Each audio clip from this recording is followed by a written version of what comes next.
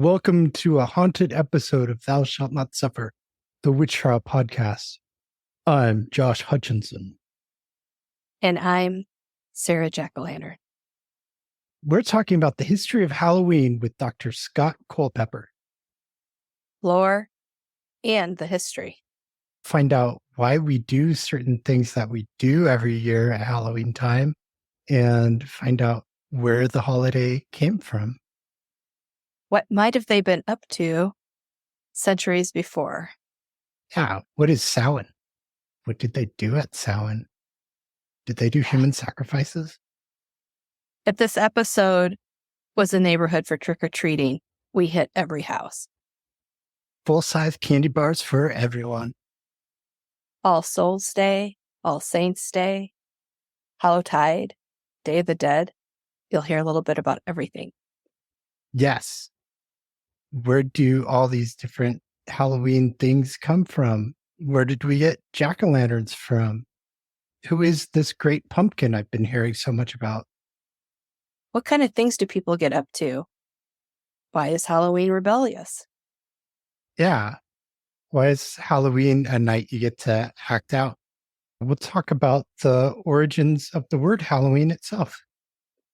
Where did that even come from? We'll learn how Halloween became an American thing. Even though we're excited about Halloween and exploring its history, you can't talk about much of it without witches. Yes. We do talk witches a lot in this episode, and Scott gives some great information on the connections between witchcraft and Halloween. And we talk about the Satanic Panic at the disco. Did you say at the disco? Yes. We talked about the colors, the candy, the costumes. Hollywood and movies. Yes. There was some discussion of Halloween favorites. Be thinking about yours when you hear our questions. It was so great to have Dr. Culpepper back. When Dr. Culpepper talks history, you can picture it. I know you're going to have as much fun with this episode as we did. We did have a lot of fun in this episode. So grab that bag of candy that you were thinking you were going to give to the trick-or-treaters and pop some kettle corn, drink some apple cider, and settle right in. Welcome back, Dr. Scott Culpepper, professor of history at Dordt University, who holds a PhD in religion with an emphasis in historical and church-state studies from Baylor University. He specializes in Europe and the Atlantic world with a particular emphasis on the intersections of politics, religions, and popular cultures. You will enjoy what he has to share. What is your favorite Halloween tradition? I think the whole haunted house thing. I just like to go in as an adult. I like to go into the haunted houses and be scared a little bit. But then I also like trick-or-treating. It's hard to put that second, but that's up there as well. Two of my favorite traditions. Awesome. And what is your favorite Halloween candy? Nestle Crunch, which is my favorite candy overall. Okay. So when you're trick-or-treating, you look forward to getting that in your basket. Absolutely. Yeah, it was always fun as a kid and then as a dad to get to go along, do the ride along. And my kids like Nestle Crunch, okay, but it's not their favorite. So I was able to assist and then get rewarded with Nestle Crunch. It was always great. Oh, that's perfect. That would be dangerous for me to be assisting anybody with trick-or-treating these days. Yes. We always have enough candy just at the house to give out to the trick-or-treaters. I don't think we ever ate all of ours. We had so much. Not that we didn't eat more than we should, but I can remember it being around in the house for months after. What is your favorite Halloween movie? Oh, that's a good question. I think just because it's a classic of classics, Halloween, the original Halloween. And I like it just because of the atmosphere. It is very evocative of Halloween in Middle America. And it's funny because, of course, it was filmed in California. We actually went to visit my daughter and we were in Los Angeles. And we went and saw the house, Michael Myers' house that was in the film. And we saw the yard next door, which was supposed to be Laurie Strode's house, the realty house. And it's crazy. It's just like in downtown Pasadena. You go around the corner and you've got California, palm trees all around, but you've got this one little street where they create the illusion of middle America. Mm-hmm. Yeah, it's funny how they're able to do that with a place like Pasadena. I know that's used in Back to the Future. Dr. Brown's house was in Pasadena. Yes. Yeah. So I've been by that one. Yeah, it's been so impressive on our trips out there to go to the studios and all that and just see the magic of movie making. You've always known about it, but to actually see how they transform these spaces and just bring you into a very different reality from the place that you're actually in, it's just incredible. That's awesome. And do you have a favorite Halloween topic? That's a good question. Witches, obviously, which is a topic that kind of draws all of us, the associations of Halloween festivals and ritual and lore with people's assumptions about witches and witchcraft and all of that. I like ghost stories. And so that's one of my favorite things as well. And of course, being somebody who studies the Reformation and the fallout from both the Protestant and Catholic Reform movements, it's fascinating to me how there are very powerful influences, which we'll probably talk about later, stemming from that period into at least the precursors of what we now call Halloween. Dun, dun, dun, dun, dun. We are excited to announce the Massachusetts Witch Hunt Justice Project, which seeks recognition of all of Massachusetts's witch trial victims. According to the available research, the colonies of Massachusetts Bay and Plymouth took action against at least 211 different individuals. Past legislation has focused on the 30 convicted during the Salem witch hunt, plus Giles Corey, who was pressed to death with stones. Legislation to date has not included 180 other individuals prosecuted by Massachusetts. The Massachusetts Witch Hunt Justice Project proposes that the Commonwealth of Massachusetts restore to good standing those convicted of witchcraft and issue an apology to all who were accused and suffered the consequences of accusation. This effort follows on the heels of the exoneration of Elizabeth Johnson Jr. by Massachusetts in 2022 and the exoneration of 34 individuals by Connecticut in May 2023. We welcome individuals, schools, and organizations to be a part of making this project a success. Please visit massachusettswitchtrials.org to find out how you can volunteer.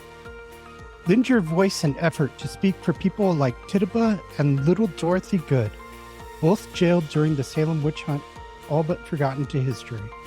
These memorable victims and many more deserve to be formally recognized by name as innocent victims of Massachusetts witch trial history. Sign the petition today. The link is in the show description. Thank you. There doesn't seem to be a lot of knowledge generally about the origins of Halloween. Has the fear of Halloween hidden the knowledge, or is that from some other? Why do you think it's obscure? I think so. And not even so much that it's obscure as we have legendary ideas about where Halloween comes from. Probably most people have heard the term Samhain, the ancient Celtic festival, which supposedly is one of the precursors of Halloween. And a lot of people are aware of that, but they have a lot of folkloric sort of concepts of what that is. And rightfully so, because we really don't know much about what that festival was. But yeah, I think that is definitely one barrier to people learning more about the past of Halloween. And the legend that it's primarily a pagan holiday has really obscured the fact that it's got those very strong Christian roots and origins, especially fundamentalist Christians. They'll go off on the pagan rites and maybe even Greek and Roman rites if they're a little bit better read that may have been precursors to Halloween, but they don't acknowledge the very deep roots of the observance in the history of the church and the church's attempt to convert pagan peoples in the early medieval period. So definitely, yeah, I think fear, suspicion, and then just a willingness to accept legends that may not actually have had very little to do with the development of the holiday really obscures people's knowledge of the true origins. Yeah, I think the legend aspect of things is so interesting. That makes me think about specifically Goody Bassett. She's such a legend to her community, and they really love the legend. And they are starting to embrace her as a person too. But I think that also Halloween, of course, is such a massive thing. But the legends are such a cherished piece. And some people that it doesn't matter to them necessarily. It's not important to them to enjoy it, what's historic and what's legend. And I was chatting with my sister briefly about Halloween questions. And one of the things she said was, what's myth and what's the history? Yeah. And that is such a good question because so much of what we think we know about the world is entangled with mythologies. And we all have our personal mythologies that we embrace. So it really is, it's a tricky thing. And sometimes the myth is enriching, the myth is empowering, the myth serves a good purpose. It's always important to try to, as accurately as possible, I think, get to the historical roots, but the mythology has its own impact that's worth appreciating as well. It's interesting in the history of modern paganism and modern Wicca, modern forms of witchcraft, that's, of course, very different from the accusations that were made during the early modern period. But early on in the early 20th century, you had scholars of folklore like Margaret Murray, who were talking about legends of ancient rituals, and they constructed this whole framework of what people might have been practicing out in the groves and out in the forest and all that. And a lot of that inspired modern forms of Wicca and contemporary witchcraft. The reality is probably none of that was actually going on, or at least very little of it. And the people who were accused of witchcraft, as you say often on the podcast, during the early modern period and later, these were people that had no thought of practicing real witchcraft. At the most, they may have been involved in some forms of folk magic or superstition. So it's interesting in terms of the folklore and the mythology, looking at that duality as well, how you've got this contemporary movement that has really made the concept of witchcraft cool in our culture now. And its associations with Halloween today make the idea something that's more culturally acceptable. But they're grabbing onto, in some cases, the very folkloric stories that led to the accusation of these people that were so violently mistreated in the past. You mentioned Samhain. Can you explain what that is? It is. It's an ancient Celtic festival that was practiced around the time of the end of October, about the time that we now celebrate Halloween. And it marked the transition from the days of light to the time of darkness. It seems like in a variety of different ancient religious systems, there was an attachment of the religious system to the cycles of agriculture, as you would expect, because most people's lives depended very much on that cycle operating successfully. And it ties you to the mystical forces that foster the earth, that whatever deities you believe in, they're expressed through those natural cycles and through natural phenomena. And so the idea was you're getting to the end of the cycle of growth. You're entering the time of harvest when things need to be as perfect as possible for you to have a good crop to last through the winter. And you're entering the time of darkness. The days are going to get shorter. The nights are going to get longer until, of course, finally you get to the winter solstice when you have the very longest night of the year. And so it's seen as a time of death and a time of pending rebirth, so to speak, as you're entering into the winter months. And so from what we know, Samhain is a celebration of that, an expectation of what's to come and an honoring of what happened in the past. It seems like there were probably ceremonial rituals with bonfires, maybe people bringing some of the produce that had been harvested in those fall months, and just crying out to the gods for good winter and fruitful times to come in the future. And so it's very much marking that point of transition. It's one of several observances throughout the year that marks the point of transition. Having said that, that's what we know, but there's so much we don't know about exactly what happened. And one of our struggles to understand a lot of the ancient Celtic religions of the British Isles is the fact that most of the information we get about them is mediated through other people, particularly the Romans. And the Romans had all kinds of reasons to exaggerate and to misrepresent what was being practiced. People like Julius Caesar, Tacitus, many other Roman historians, they'll write about the people of the British Isles and they'll record the actions of the Druids, who were said to be the priestly class among the Celtic peoples of the British Isles. And they'll talk about human sacrifice. They'll talk about the resistance of Celtic peoples to the Romans. And so you get these very enticing images of Celtic peoples worshiping out in the groves with the sacred trees and all of that, a lot of which probably is based on accurate information to some degree. But then you get a lot of things about ritual sacrifice and all that as well that we're not nearly as sure about. We do appear to have some archaeological evidence of people dying violently in some parts of the British Isles. And so the scholarly community is very divided about the degree to which there might have been human sacrifice. And if there was, in what way or what context it operated. Most scholars that I've seen would argue that where there were sacrifices or offerings, they typically were animals or they were the produce of the earth, the things that had been gathered during the harvest, more so than human sacrifice. But there is still an ongoing debate about there being pockets where human sacrifice was practiced. And of course, for the Romans, this is the kind of thing that they certainly wanted to magnify and amplify. They're overcoming these, what they would view as twisted cultures, uncivilized cultures. And then with the transition of the Roman Empire to being a Christian empire, you get a lot of Christian leaders who are willing to sign on to those legends as well, because again, they're Christianizing these people who are uncivilized, who are practicing violence against others. And so it's something that got a lot of legs. We really don't know all of the specifics, but at least those are some of the things that we know about the traditions of Samhain. Thank you so much. I'm learning a lot. I knew I was going to, so I love it. Yeah. And you also mentioned that the holiday has Christian origins. Can you tell us about the origin of the word Halloween? Yes, it's very interesting. You've got these different observances that mark not only the transition of the seasons, but also there arises this belief that that period is a very liminal time because you've got that transition from greater light to greater darkness. And part of that liminality is the idea that the barrier between the living and the dead becomes more permeable. There were Roman festivals that were practiced around May 13th that sort of venerated the dead, those who had gone before, and even posited the idea that the dead might be in contact that night.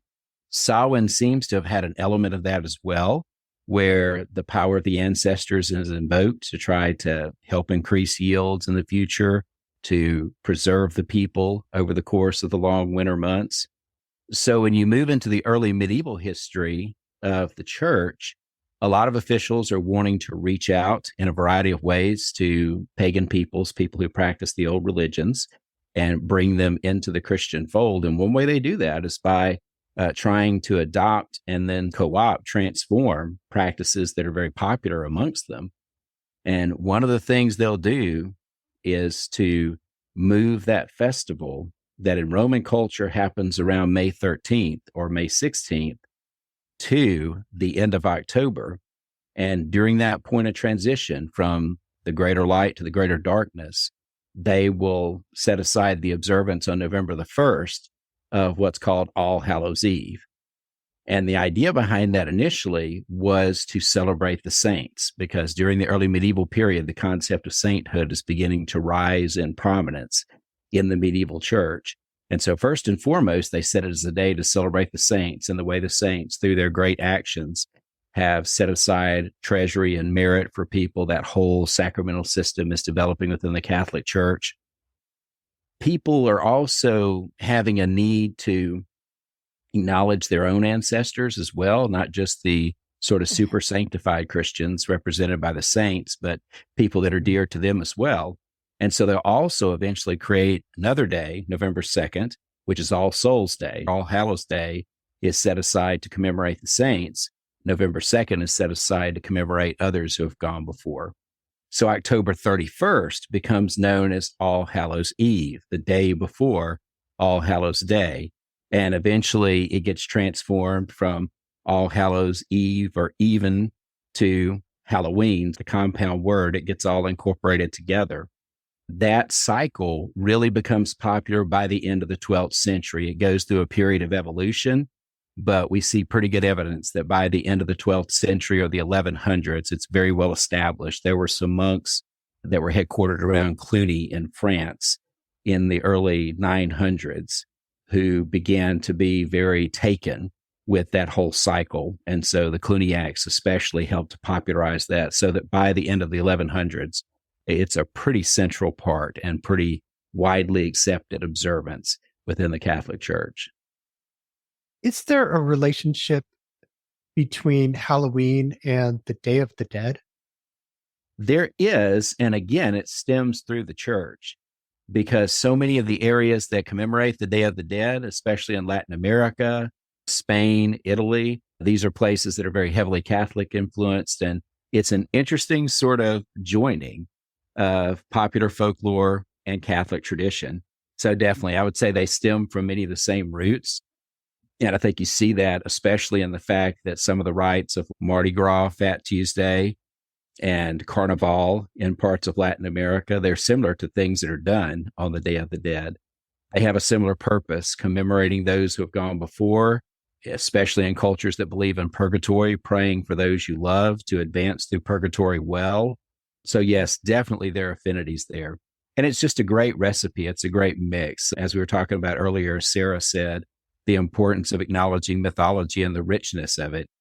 We try to draw these hard barriers, these hard lines, especially in a lot of contemporary cultures. And the reality is it's all a big soup flowing together. It's the Christian traditions, it's the pagan traditions. Once all of that arrives in North and South America, it's the traditions of the native peoples there as well. You see, like, say, the Virgin of Guadalupe. She is so much an amalgamation of Christian and native conceptions. In many ways, she's a combination of the Virgin Mary and conceptions of an Aztec goddess forged together. It's just interesting how that soup of mythology, folklore, just blends together and creates these traditions. Yeah, that's really intriguing, the connection there and the merge of those two. And I really love the soup metaphor, just because thinking of the cauldron during the fall holidays. But I saw a special a while ago, I think it was produced by the History Channel, where they were talking about the legend of the witch, how it began to arise in the late medieval and early modern period. And they noted the fact that these are primarily women who are being accused of witchcraft, and her tools are born of the domestic sphere.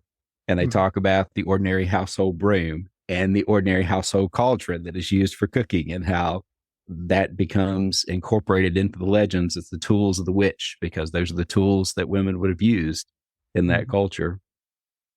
What is Hallowtide? Hallowtide is that whole sort of sweep of events, that whole cycle from the very end of October through the beginning of November. And it's just a time of commemorating death, rebirth, new life, and of course is very central to the background of what eventually is going to become our celebration of Halloween. When did Halloween come to America? It comes pretty early in the sense, and to kind of preface that, it would be important to talk about where it stood in the British Isles especially, but in other parts of Europe too, about the time that the American colonies began to come together. The Reformation had really affected people's concept in the British Isles of Halloween and how its origins played into current politics and culture. You'd had the reform movements, the Protestant Reformation. You'd had the answering Catholic reform movements within the Catholic Church.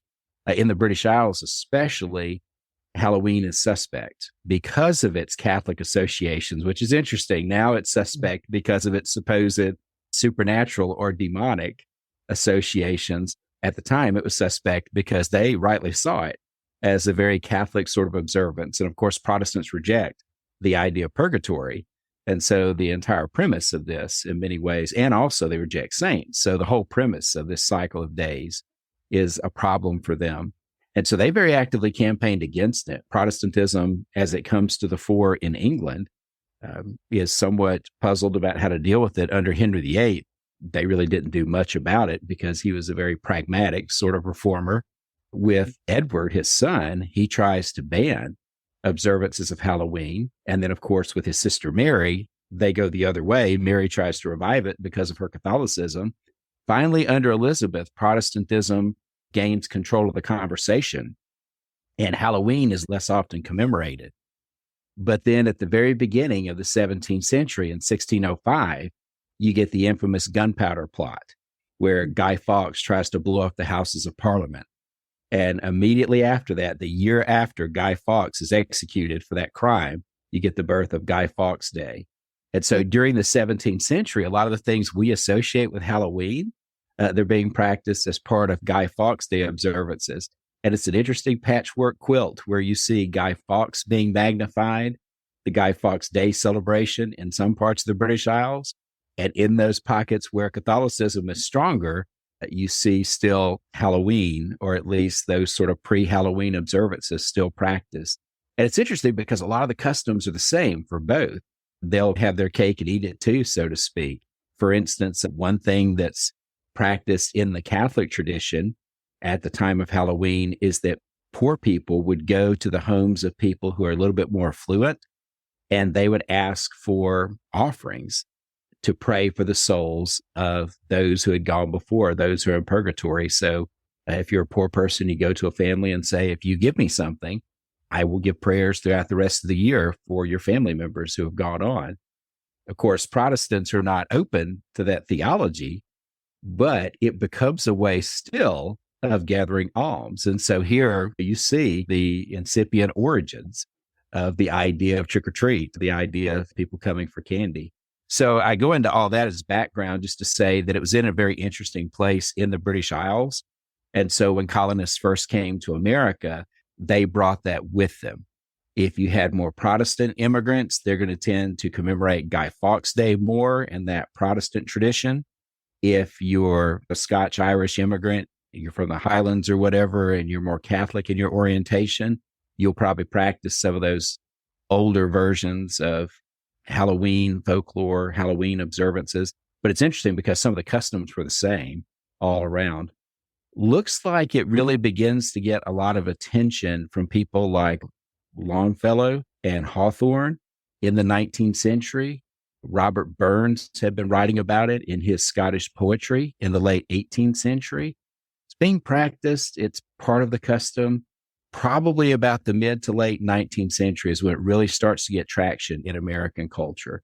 I've heard some people refer to the Civil War and say that the large number of dead coming out of the Civil War may have given an impetus to this obsession with the dead, with commemorating the dead, with the idea of the veil between this world and the next, as that's also the time when spiritualism is really popular in American culture, probably in part because of all the deaths that were suffered during the Civil War and people's desire to get in touch with their loved ones.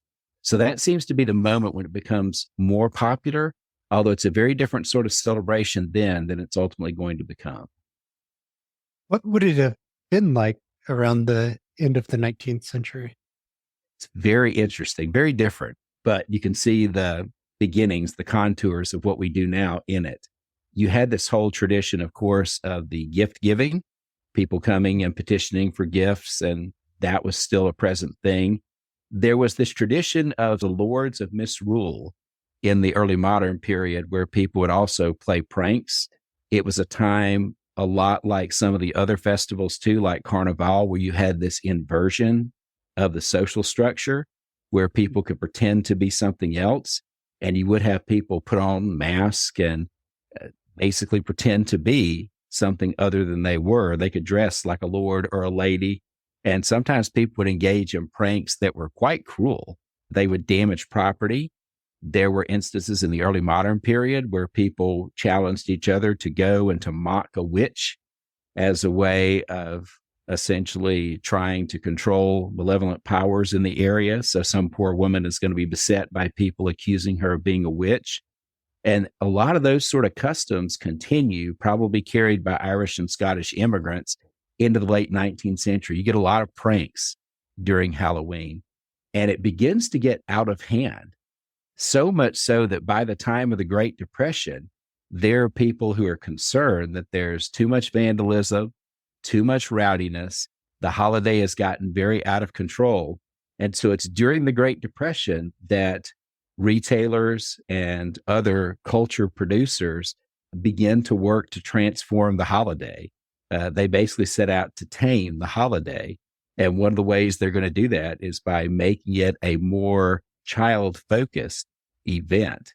They'll take some of these customs, such as coming and asking for favors to be granted, trick or treat, and they'll start to encourage the idea of giving candy to those who come, people coming just to seek gifts for nothing in return, as a way to pacify those who might engage in more socially unacceptable behaviors. And this actually came from a custom where people would sometimes pay folks off that they thought were going to engage in rowdy behavior.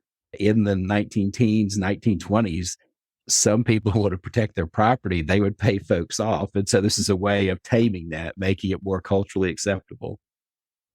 And you talked about how Halloween was frowned upon by the English Reformation movement and was somewhat vilified as this Catholic practice. When did it begin to be vilified as demonic or satanic? Probably, I would say, a more modern vintage, because in the 1950s and early 1960s, it was a fairly mainstream sort of holiday. American culture had done a really good job of making it a cherished family observance. And that seemed to be very widely accepted. I've seen a lot of people give tremendous credit to the Great Pumpkin episode of Charlie Brown as a way to mainstream Halloween, which I'd never thought of. I watched it every year as a kid and never thought about the fact that this was a very representative presentation of what people do on Halloween to a culture that may not have been as familiar with it as we would think. Also, they talked about Disney cartoons. Donald Duck had several episodes where he was featured with his nephews trick-or-treating. And so they're mainstreaming these practices through these cultural artifacts. And it seems very innocent and fairly well regarded. You had people dressing up like the Wicked Witch from Wizard of Oz, and nobody's really batting an eye.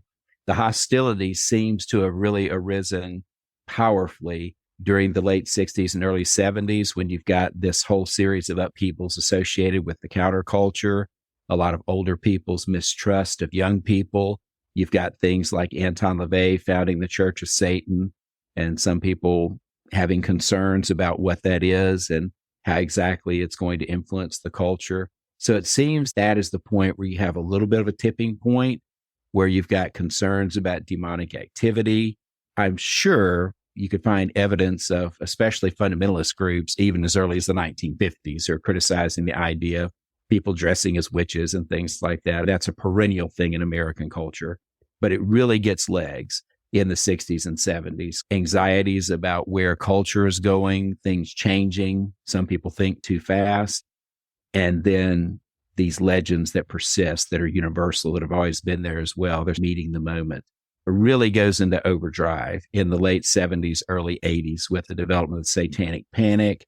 You've got Michelle Remembers, Michelle Spith, and Lawrence Pasdar released this memoir where she claims to have recovered memories of satanic ritual abuse, which were later demonstrated to be completely false. And so you get this whole movement concerned about satanic covens in the hinterlands practicing satanic ritual abuse.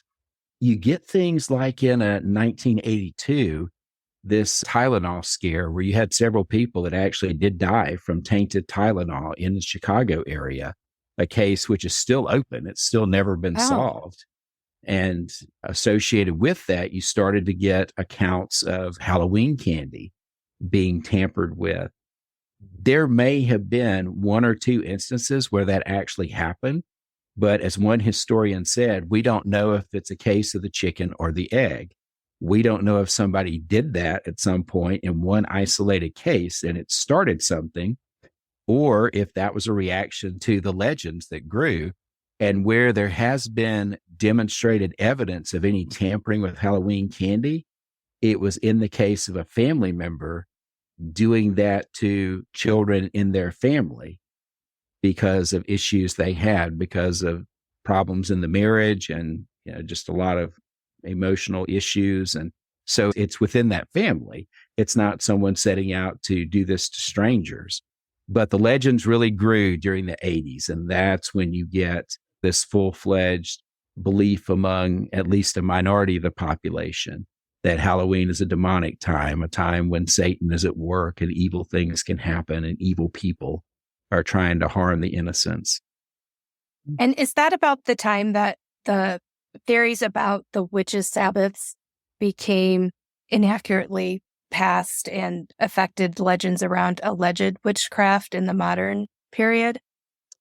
To some degree, they've always had their cycles. They are very prominent at certain times. As you so well know, the early modern period, which was a big age of very intense witchcraft hunts in Europe, and then the cycle in America with the Connecticut witch trials, with the Salem witch trials.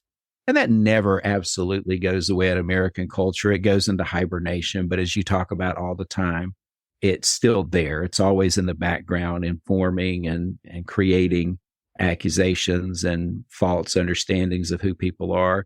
Like we said earlier, Margaret Murray's work, the folklorist in the early 20th century, did a lot to prompt people to speculate about whether there weren't actual rituals going on which the witchcraft accusations were based. For a while, people were really intensely into studying that possibility, and it was a big fixture in academia. And that's a great illustration of the fact that academia is not perfect. We struggle towards the truth. We try to understand the evidence as best we can. Sometimes that means eventually we have to let go of pet theories. And that was one of the ones that was let go of pretty much by the early 70s. Most scholars would acknowledge by then there's no real evidence of any major organized movement that would have rightly been identified as even a revival of what was perceived as ancient pagan worship. That's all mythology. But the cycle of belief in it, it just ebbs and flows. It's very powerful in the early 20th century, very powerful in the 60s and 70s and 80s. And what's so interesting is the interplay of different groups. This is not just the creation of fundamentalist Christians, although they certainly are going to thrive off of it and they're going to incorporate it quite a bit. But Hollywood's obsessed with that as well. You've got Rosemary's Baby.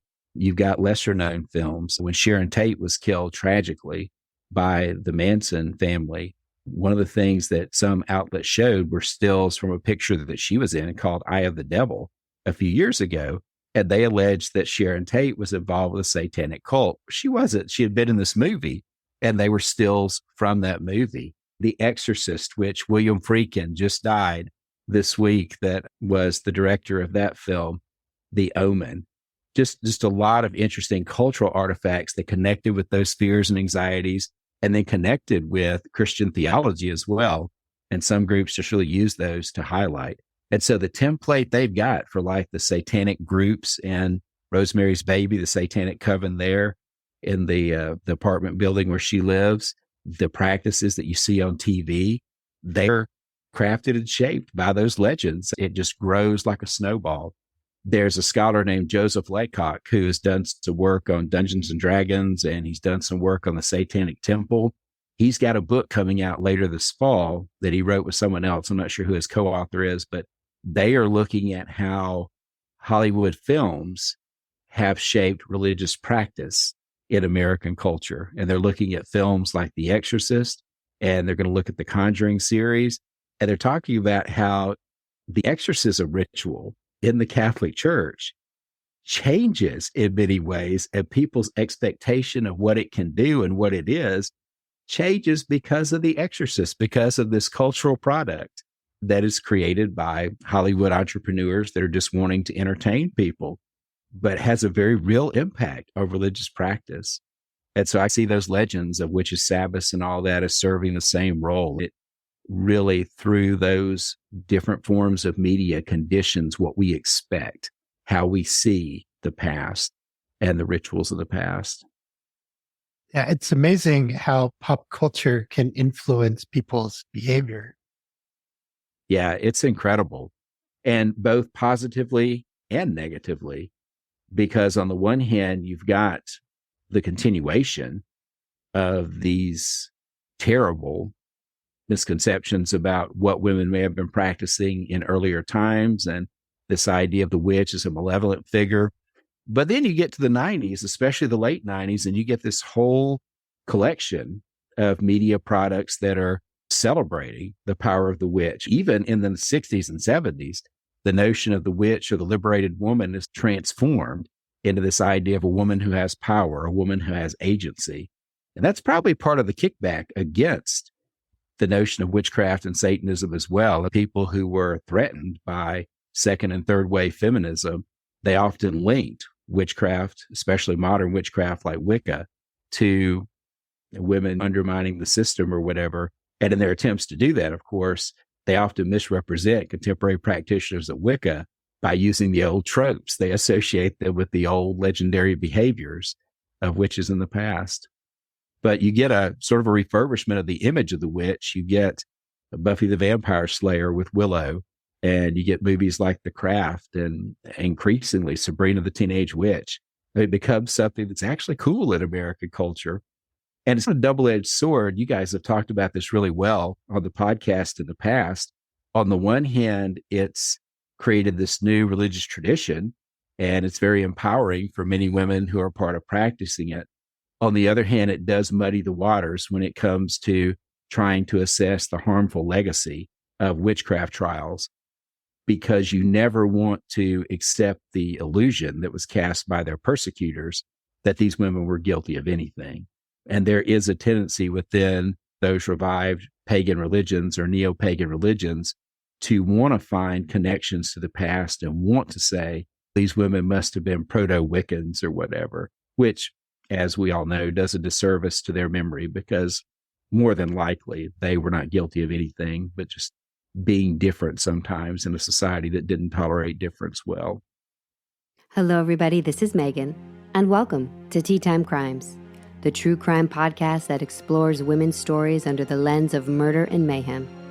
Each week, my co-host Alana and I delve into the psychology of killers, the strength of survivors, and everywhere in between. Wait, what? I thought this was a tea podcast. Oh, yeah.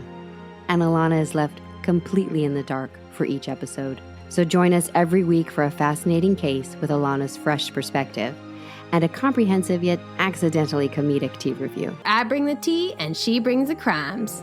Find us wherever you listen to your podcasts. Tea Time Crimes out.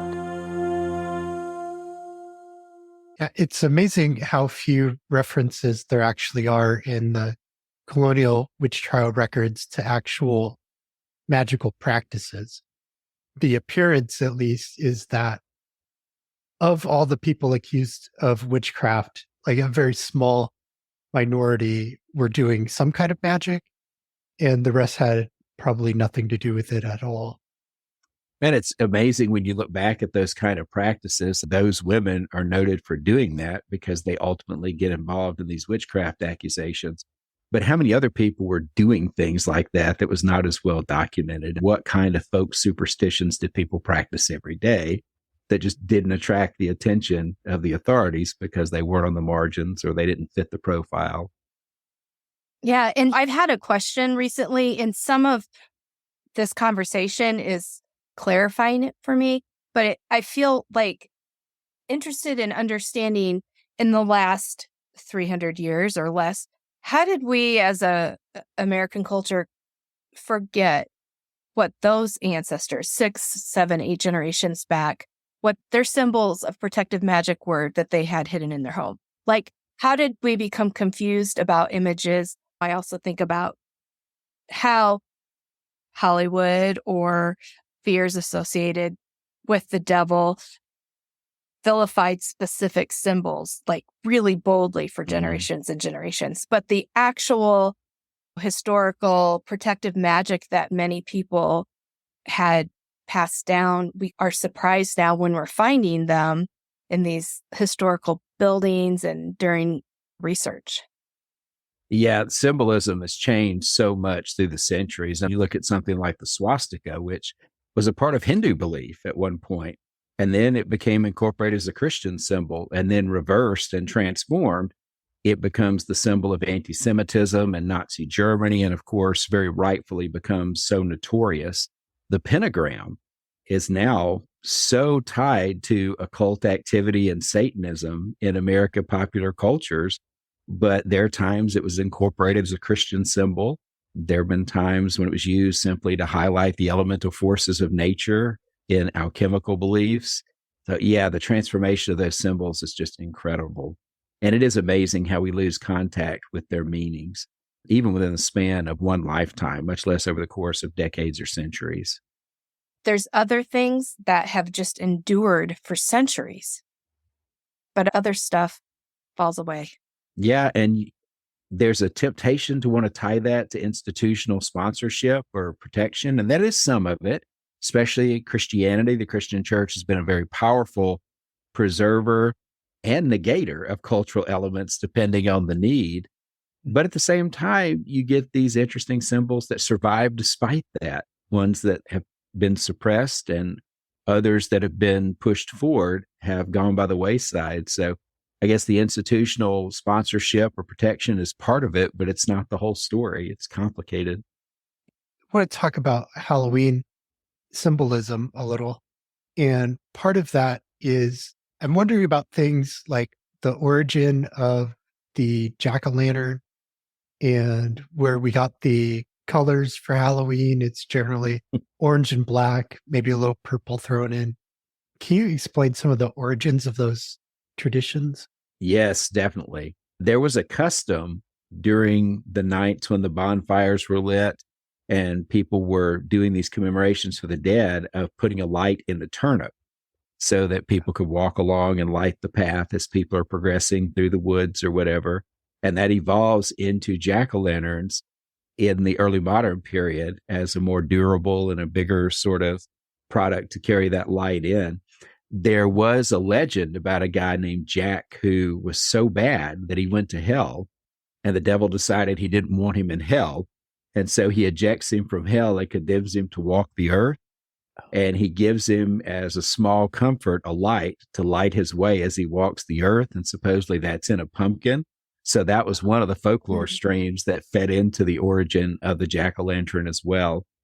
The colors, black, obviously, from the darkness of the night and associations with the supernatural, maybe even the malevolent supernatural. I think the orange probably arises from the continuing central place of the jack-o'-lantern in the celebrations. And so black and orange just naturally arise from the incorporation of those symbols. And then the purple, I don't know, it's not quite as easy to say. It matches well.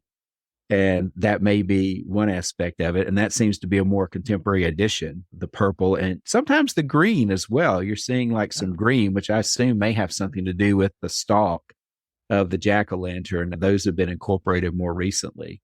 It's worth noting that a lot of that different innovation has come in the last 30 or 40 years, where you have Halloween lights, which has led to a further embracing of those colors of Halloween.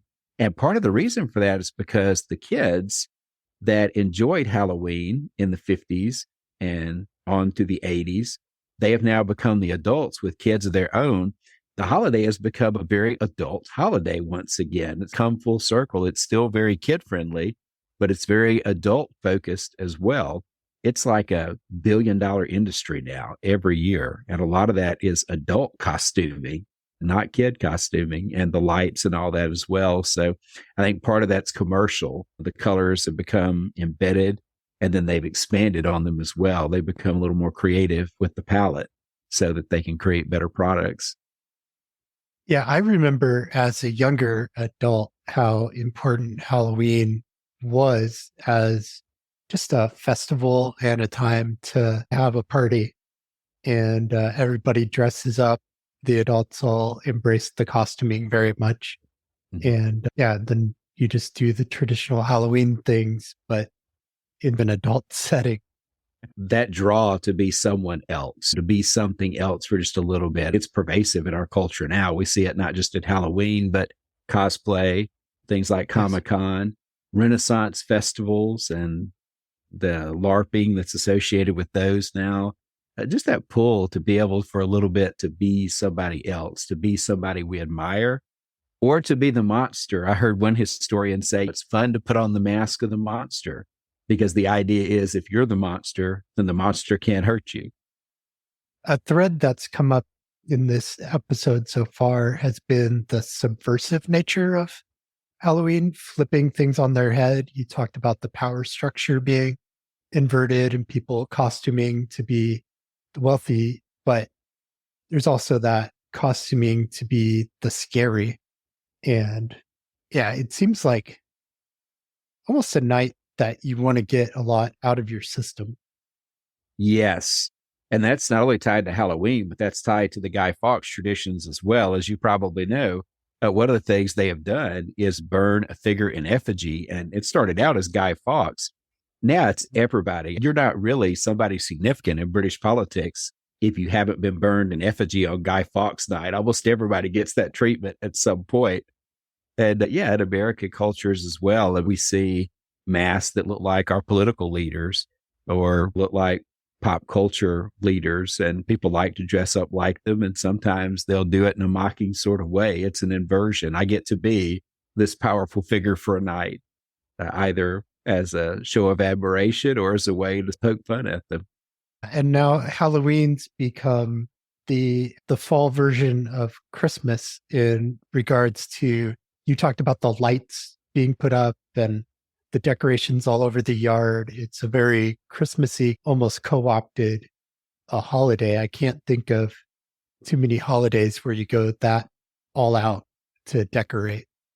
Absolutely. It is, what is this, August 10th, the day that we're recording. And I just went to what formerly was a very well cherished store that sold products for bath and for smelling good and all of that at one point. Rest in peace. And literally rest in peace, because now it is a spirit Halloween. And I just went on August the 8th. So they are already open and they are active. Like you said, it's like the Christmas season. It starts, it's a 3-month affair now, at least.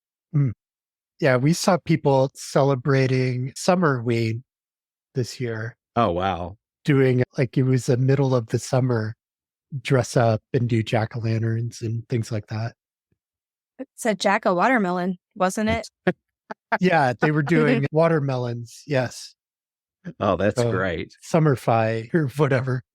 I interact with a lot of horror movie fans and a lot of agents as well that do. They try to represent horror novels and other works for publication. When they get to October 1st, they'll release their schedule of the movies that they're going to view that month. They've got all of their favorite Halloween films and 31 days, 31 movies. It's amazing how many people are doing that now. Wow. Yeah, I've actually found myself starting earlier and earlier in the year to watch the classic horror movies and the new horror movies. It seems like by Labor Day, if not even earlier than that, people are getting geared towards Halloween. There's this email service that I think operates out of Substack. It's called Dracula Daily. Dracula famously is an epistolary novel made up of letters and journal entries. This service sends you an email for every day. There's a dated entry in Dracula. And so you start with Jonathan Harker's journal, which starts in early May, and they'll send you an email throughout the summer. And so it covers the whole story, Jonathan's experience, the voyage of the Demeter, and all of that. And then it picks up with Mina and other characters. And pretty much from early May until early November, they will send you an email every day. There's an entry in the journal. And so you're following the story in real time throughout the summer and into the early fall. Wow, that's half the year. Yeah. I love that. Yeah, we love the dedication that we see among Halloween fans. Yeah, it's neat. Yeah. I've been curious. The last 3 years or so was so affected by the pandemic and sickness, and that first fall when towns were canceling the trick-or-treating. And then I loved some of the creative ideas people had, shooting candy down these long pipes down their stairs. And I think some of that's going to stick around. It's so fun to, have your bag at the bottom and it comes shooting down. But I'm wondering, are people going to have like just so many parties they can't get to all of them this year? And what other ways is it possibly going to surge larger because we're not being held back as much? Absolutely. I think we're seeing what a huge community gathering place it is, that it is a great moment for bringing people together and fostering community. And yeah, I agree. I think we're going to see even more of that. And it was really cool to see the creative ways that people tried to deal with it during the pandemic. We left candy out for people where they could drive up and just take it. And that's not quite the same, but it was neat to see the resilience of people overcoming those horrible barriers that we were dealing with. Yeah, and I know that last year was a record year in Salem for October visits. They had over 1 million people come in the month of October, and it's a town of 40,000 or something. And yeah, I could see it getting even bigger this year. Just seems like as many people as will fit in Salem will go there. That is on my bucket list. I may be crazy because it sounds really busy, but I would love to go to Salem at Halloween at some point. That sounds like a lot of fun. I was there in October, probably 7 years ago. And yeah, it was just this whole carnival atmosphere to the whole city. That's another of those strange aspects of all this. I've had some people, as I've been working on the Satanic Panic book that I've been researching, who have said, you've been really good at highlighting the dangers of this kind of thought and the terrible consequences. But don't forget that one of the reasons why this became such a cultural phenomenon is that for some people it was fun because they enjoy being scared. And that's one of the interesting things about the whole Halloween mythos and all of the mythologies that go into it as well, that some of it has caused great harm, and there's no doubt.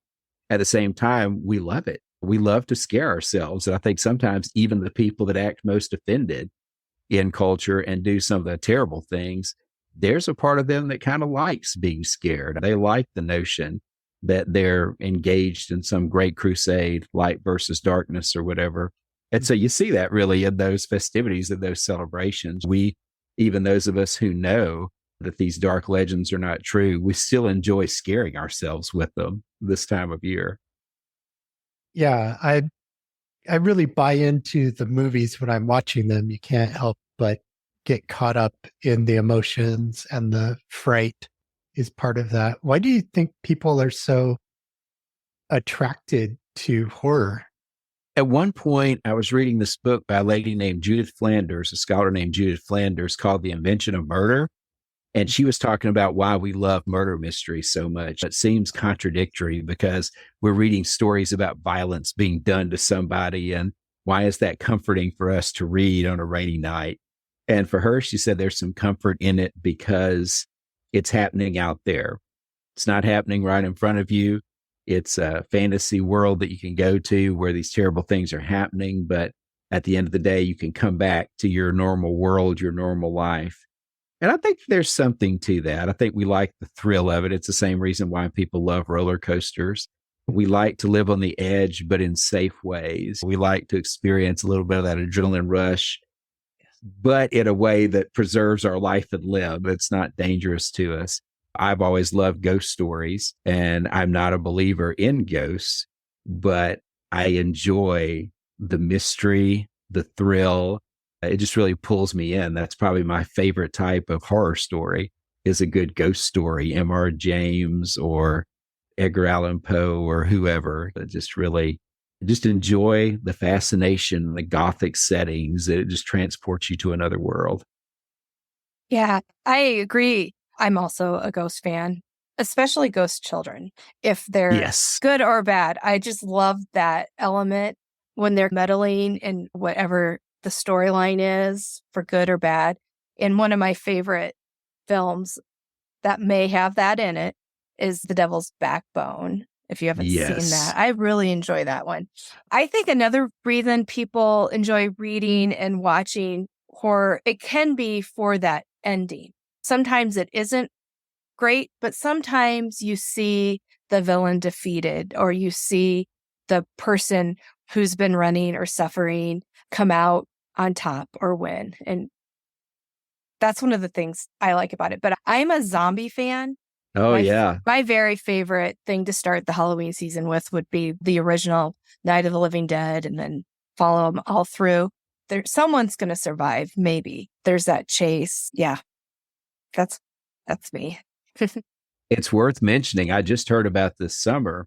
The papers of George Romero are now at the University of Pittsburgh, and they're developing a whole wing of their academic library devoted to the study of horror. We're going to see some good things hopefully come from that, the study of the horror genre. That's great. Yeah, I like that. Yeah, there seem to be more academic conferences. We see things on the artist formerly known as Twitter, that different academics posting conferences about folklore in pop culture and horror in pop culture, starting to do studies around that. It's funny, connected to what Sarah said about the way that pop culture both reflects and shapes what's going on the ground. It's funny to me, some of the strident Catholic opposition to movies like The Exorcist and the Conjuring series, because the Catholic Church never looked better. You do have that whole conflict of light versus darkness, and 9 times out of 10 in those stories, a Catholic priest is the one who's coming to save the day. And so it's funny, the discomfort that some Catholics feel with those films, because there's never been a better sort of vehicle to make Catholic leaders look more heroic and Catholic ritual look like a symbol of light and hope.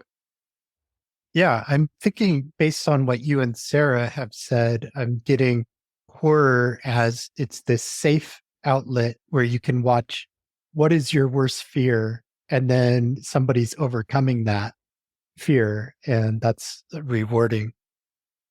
Yeah, I really love the ability of horror to make such profound social commentary, just like A Night of the Living Dead or Psycho, or you name it. There's so many horror films that are so much deeper than just the surface level story that really make some profound social commentary about the human condition or current political trends. And you really see that reflected when you go watch some of these films and you put them in their historical context or books or whatever.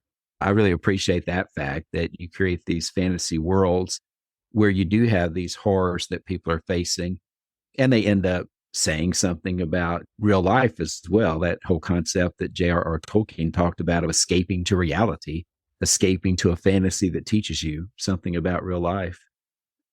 You've mentioned a number of books during this conversation. Do you have any others that you recommend our listeners read to learn more about Halloween? I think there's some really great ones out there. One of the best is published by Oxford Press, and it's one that I actually looked at a little bit for our conversation. It's by Nicholas Rogers, and it's called Halloween: From Pagan Observance to Party Night, which is a fantastic title. And it's an Oxford title, so those are usually very high quality scholarship. And there are a lot of others that you can find as well that are written at a more popular level, but get at the story behind the story as well. Yeah, I've been reading that book, and it's very fascinating insights into the origins of Halloween and how we got all the traditions. Someone else who's really good at almost all the holidays is a scholar named Stephen Nissenbaum. And he's written extensively on Christmas, on Halloween, and he's written some on witch trials as well. So the audience would really enjoy his work. That's a really good suggestion. And when you start to use the lens that we're using today to look at Halloween, just across all the types of observances and seeing the influences and the individuals that were influencing and what was influencing them, that's so important. And that carries over to looking at the witch trials and the documents, how those were formed, what was informing those people. It's all really important to start dissecting and looking what was shifting through these times and impacting the beliefs and the fears. And it really is a neat form of detective work. I mean, you're sort of like a historical detective reading all these different layers of tradition, folklore, historical record, and then trying to discern the reality of what was happening, and not just the reality of what actually transpired, but the reality of what people thought about what was transpiring as well, and how that affected their actions. And I think Thou Shalt Not Suffer is a great vehicle for putting people in contact with those primary and secondary sources, as historians call them, like giving them the chance to look for themselves. And one of the great things about the world that we're in right now is that so much of it is being digitized.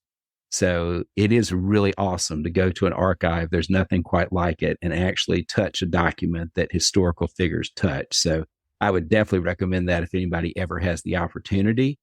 But also, if you can't do that, so much of it is at our fingertips, and even more so every day.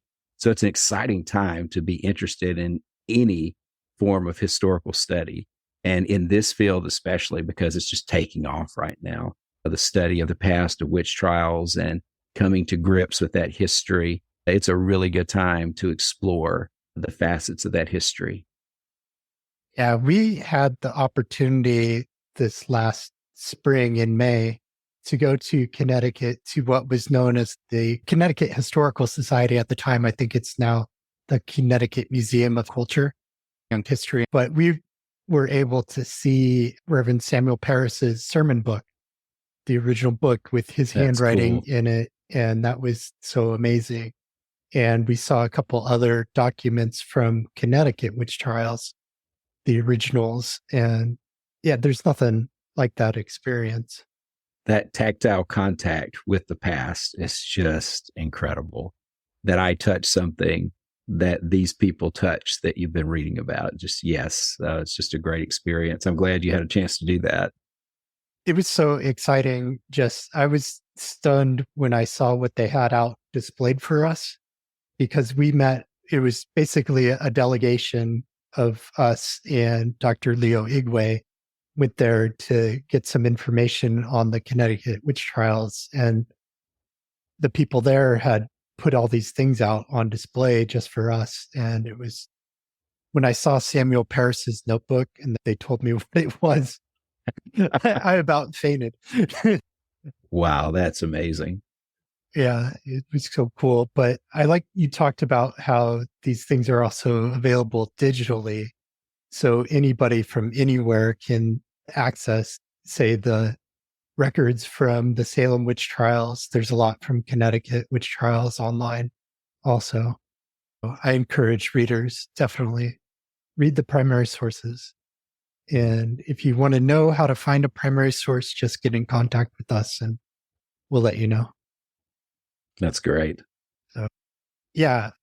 Next, I'd like to talk to you about what you're working on right now and what's next for Scott Culpepper.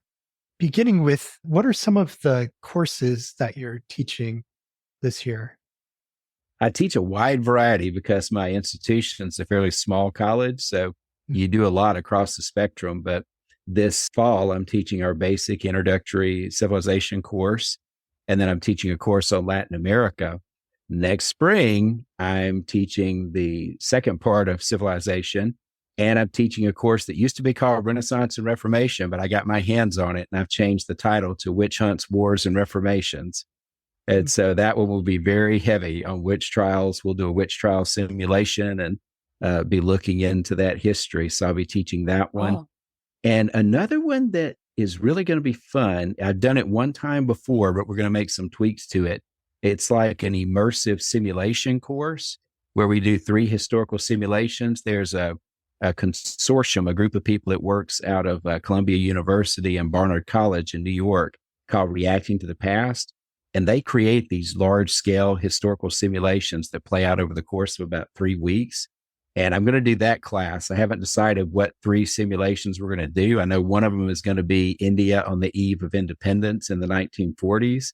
Last time we did something on the Wang Li Emperor succession crisis in China and something on Rwanda during the period of the genocide. So that was a really good class for just immersing people in the history. We may do it a little bit different. It may not be just international topics. So I'm looking forward to that one as well. That's what I'm going to do over the course of the next year as far as teaching. That's exciting. Powerful stuff. It's a lot of fun. I enjoy exploring it. And students are great. They really get engaged with it. As far as writing and research goes, I'm still working on the Satanic Panic book, and I am talking with and working with an editor and a publisher. I shouldn't announce yet who it is because everything hasn't been signed and sealed yet, but hopefully I'll know something for certain about that soon.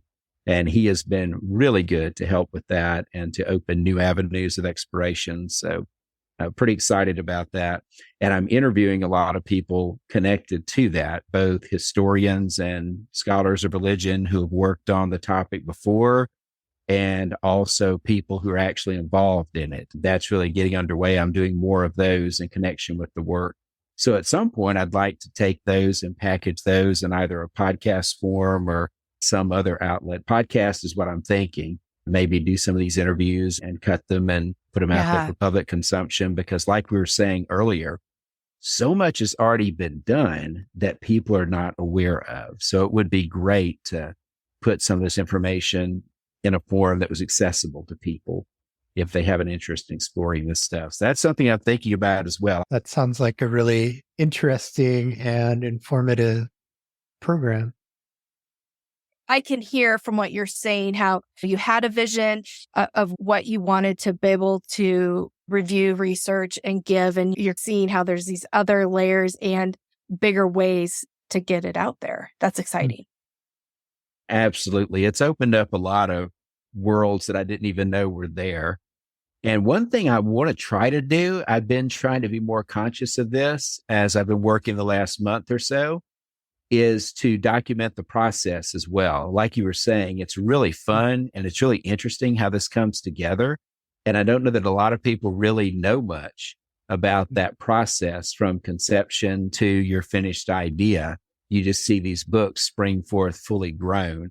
So one thing I'd like to do as part of the road to publishing this is release videos or audio connected with the process and maybe write some blog articles as well about how I did this and what I thought about it in the beginning.